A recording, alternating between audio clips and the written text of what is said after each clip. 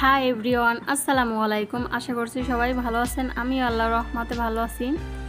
আজকে আবার একটা রেসিপি নিয়ে হাজির হলাম। আজকে বানাবো ছানার সন্দেশ, যেটা খুবই সহজ আর অল্প দুই একটা উপকরণ দিয়ে কিন্তু ঘরে তৈরি করে নিতে পারেন। এই ছানার সন্দেশ বা মিষ্টিটা খেতে কিন্তু অনেক মজার হয়েছে। যদি একবার তৈরি করে খান তাহলে বারবার খেতে চাবেন, এতটা লোভনীয় হয়। তাহলে চলেন দেরি না করে দেখে নেই। প্রথমে একটা প্যান বসিয়ে দিয়েছি। এইখানে আমি 1 কেজি পরিমাণে লিকুইড দুধ দিয়ে দেবো, আর কাপের অনুপাতে হয়েছে 6 কাপ দুধ।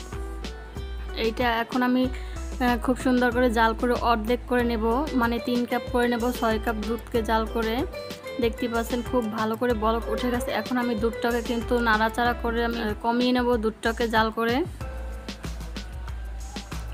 আর মাঝে মাঝে নাড়াচাড়া করে দিবেন, নতবা নিচে একবারে লেগে যাবে আর উপরে মোটা সর পড়ে যাবে, তাহলে কিন্তু খেতে ততটা ভালো লাগবে না।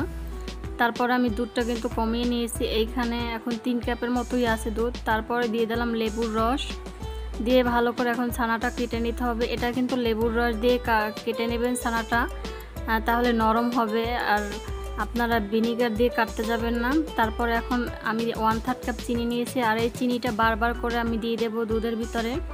একবারে দিলে কি পানি বের হবে, সেই জন্য বারবার করে আমি দিয়ে নিছি। আর দিয়ে দিলাম অল্প 1 চিমটি পরিমাণে এলাচের গুঁড়াটা, দিলে স্মেলটা খুব সুন্দর আসে। তারপর দিয়ে দিলাম 1 চামচ পরিমাণে ঘি, দিয়ে ভালো করে এখন মিক্স করে নিব।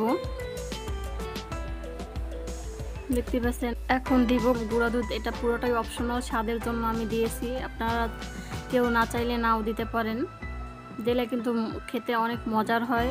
দিয়ে একবার ট্রাই করে দেখতে পারেন। দেখতে পাচ্ছেন আমাদের ছানার পানিটা কিন্তু শুকিয়ে গেছে। ছানাটা রেডি হয়ে গেছে। এখন আমি নিয়ে একটা মোল্ডে সেট করে নিব। আগে থেকে এই মোল্ডটাকে আমি ঘি ব্রাশ করে রেখেছিলাম। আপনারা যে কোনো পাত্রে আপনারা সেট করে নিতে পারেন। আমার হাতের কাছে এটা ছিল, এটাই আমি সেট করে নিলাম। দেখতে পাচ্ছেন খুব সুন্দরভাবে সেট করে নিয়েছি। এখন ঠান্ডা হওয়ার অপেক্ষা। বেশ কিছুক্ষণ পর আমি আবার চলে আসলাম, ঠান্ডা হয়ে গেছে। আর এটা কিন্তু খুব সুন্দরভাবে জমে বসে গেছে। এখন আমি পিস পিস করে কেটে নিয়েছি। এই সময় ক্যামেরাটা আমার অফ হয়ে আসছিল, আমি খেয়াল করি নাই। যাই হোক, আমি সুন্দর করে পিস করে কেটে নিয়েছি, বরফির আকারে শেপ দিয়ে নিয়েছি। আপনারা পছন্দ মতো শেপ করে নিয়েন। দেখেন কতটা লোভনীয় এবং মজাদার দেখাচ্ছে, দেখলে কিন্তু খেতে মন চায়। আর মিষ্টিটা অবশ্যই টেস্ট অনুযায়ী দিয়ে নেবেন। আমি একটু কমই দিয়েছি, আমার মিষ্টিটা আমার কাছে পারফেক্ট মনে হয়েছে।